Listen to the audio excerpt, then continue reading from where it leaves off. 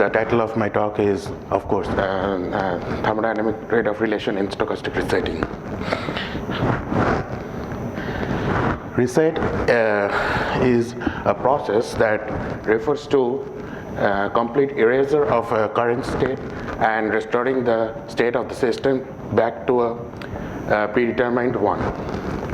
Since this kind of processes are irreversible in nature, it is accompanied by some kind of a heat dissipation, which is primarily given by Landau's principle, which states that at least there is a cavity log 2 amount of heat it will be dissipated per 1 bit of information erasure.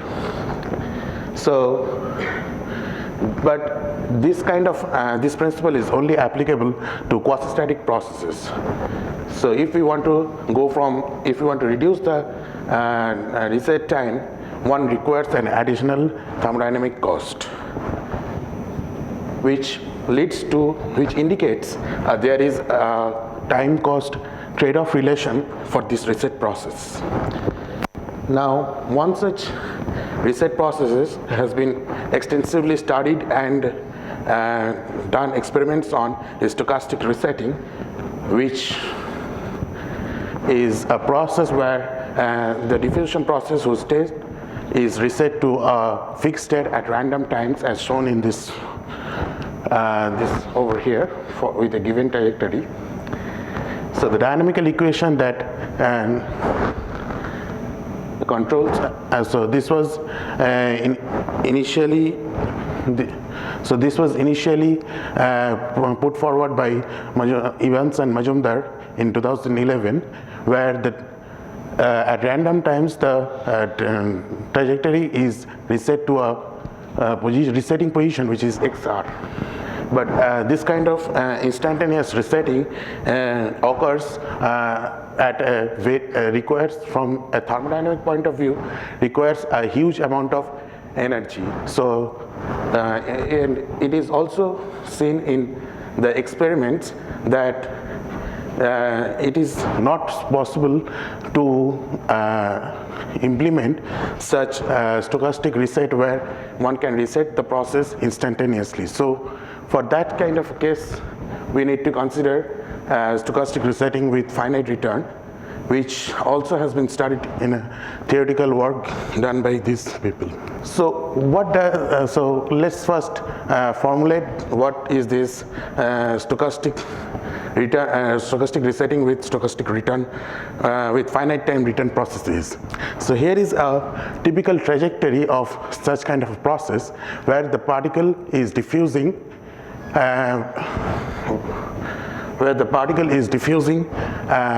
according to this initial equation, but at random time when it is resetted, it is brought to a resetting position with the help of a trapping potential, and this reset phase goes on until the particle reaches to this resetting position for the first time. The moment the particle reaches this resetting position for the first time, you switch off the trap, and again the diffusion phase follows. So now the question is, for such kind of process, what is the minimum searching time for a given limited energy? Because that's our goal, how to do the trade-off thing. So for first passage time, we could only calculate it for analytically for this kind of a linear potential, where and we have calculated the first passage time to be. So I am avoiding all the calculation jargons, and the first passage time is given by this expression, which is a very simple expression, and as you can see, it is just the first passage time for the instantaneous resetting plus some additional time which is required because of the return phase, and it is proportional, and this extra time is inversely proportional to the strength of the trapping potential. So as one increase the strength, this whole process goes towards the instantaneous resetting process. So, and this is plotted over here, and as you can see, the simulation as well as the analytical results matches. And here also, as we increase this trapping potential, strength of the trapping potential, as we increase, it follows towards the instantaneous, which is given by this TI average. So the next thing that we need to consider over here is the thermodynamic cost of this kind of a process. So in thermodynamic cost over here implies that the amount of work has been done in this whole process, so which is basically given by the potential energy of the potential, which is basically given by the potential energy which is switched on at the resetting at the time the reset phase starts.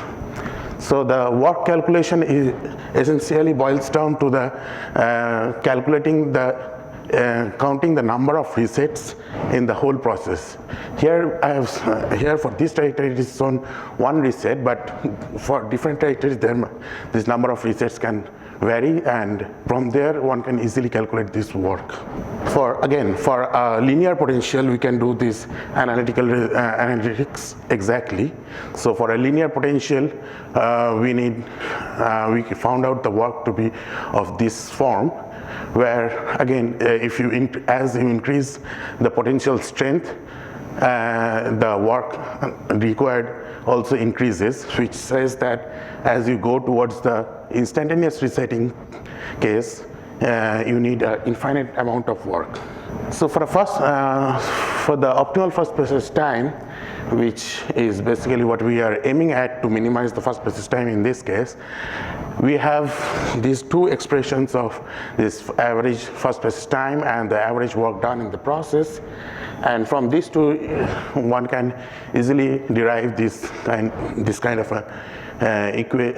of equation relating the first process time and the work done in the whole process. So if I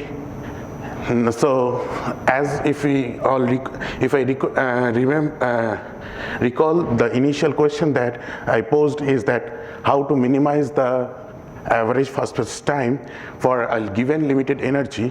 One can see over here, as I have plotted, it decreases as we increase this average first process, as we increase the amount of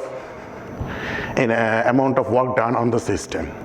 So as the amount of work done, average W, goes to infinity, this first process time at optimal first process time goes towards the optimal instantaneous first process time in the long run.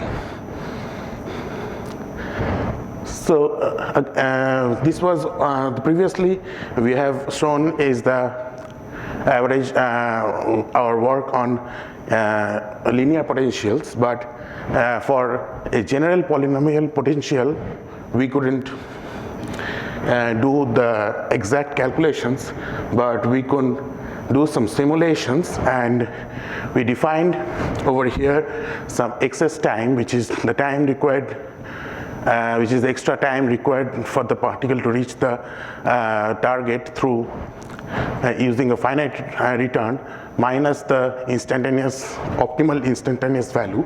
And if we plot it with respect to this average work, you see over here is that the extra time that is required decreases as we increase this average work. So if we have a finite energy source, one cannot decrease this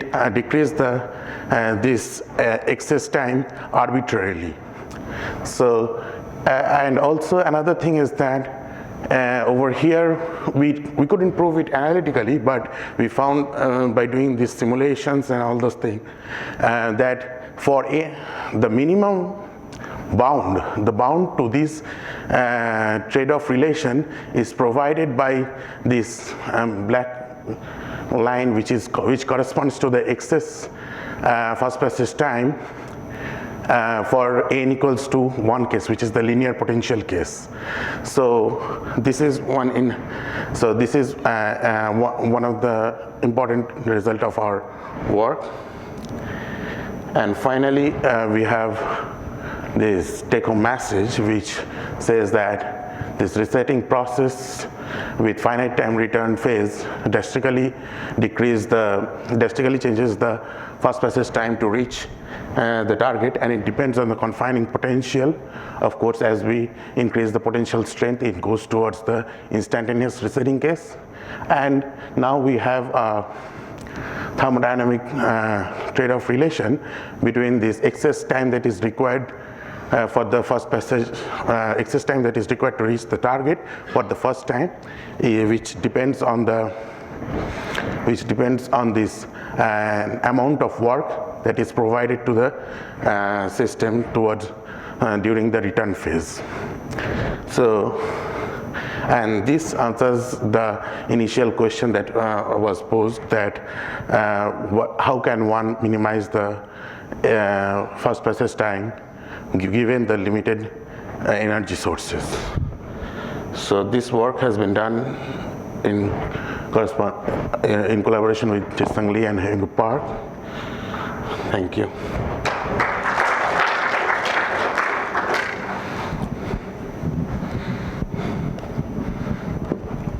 Okay, thank you very much. We have plenty of time for questions. Yeah.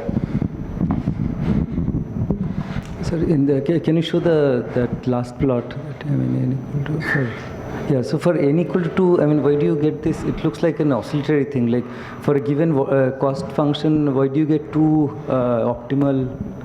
This plot I didn't understand. What is the red plot for it? So the red dot corresponds to this n equals to 2 means that's harmonic potential. Right. Yeah. But so why is it multiple value? Like at a given cost function, why are there two?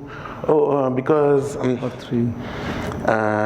This work function is also dependent on the potential strength as well as the resetting rate. So there can be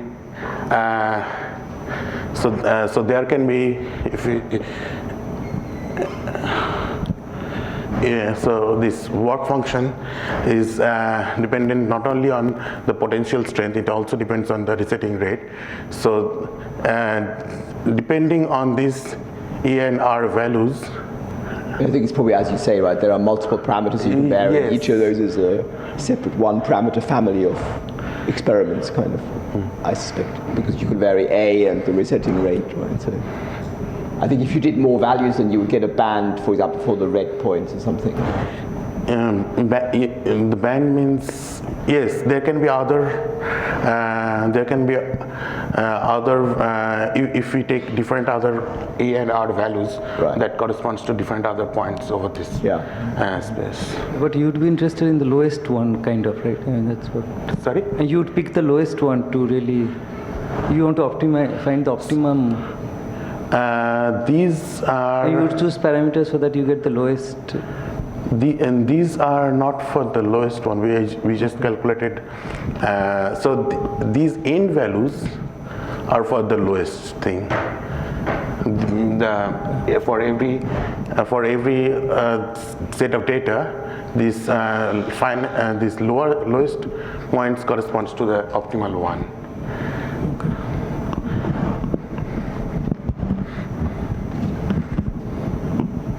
Other questions? One at the back, yeah? Yes, that is one drawback of the work that we did. So that's why it is getting added up rather than it's a negative. So I actually missed the question myself. What was the question? Can you repeat it? He asked that one can reach the target even in the return phase. So that is not what we have considered over here. Okay. So. Other questions? I have one myself. So tell me again, what was the black line? Your sort of.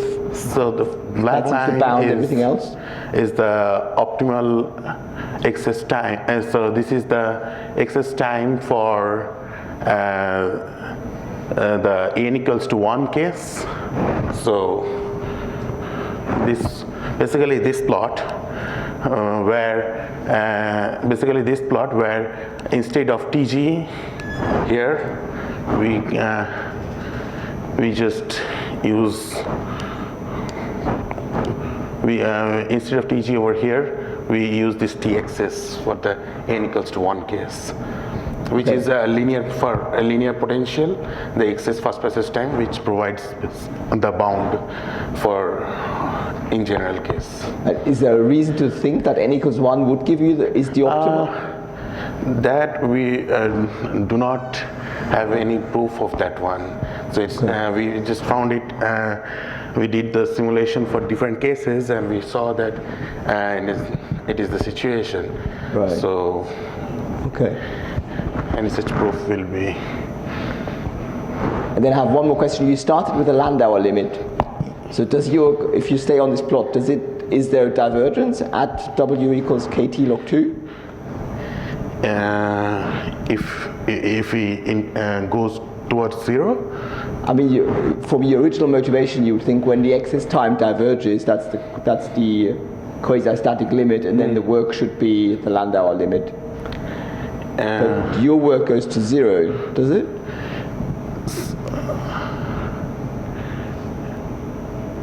So I'm asking about the limit for small work. So when you decrease this work, so if we decrease this work, it blows up. This first passage, this extra time blows up because if you see this expression over here, if this is the extra part, so if average W goes towards 0, this thing will blow up. Okay. Short final question? If not, thank you again. Thank you very much.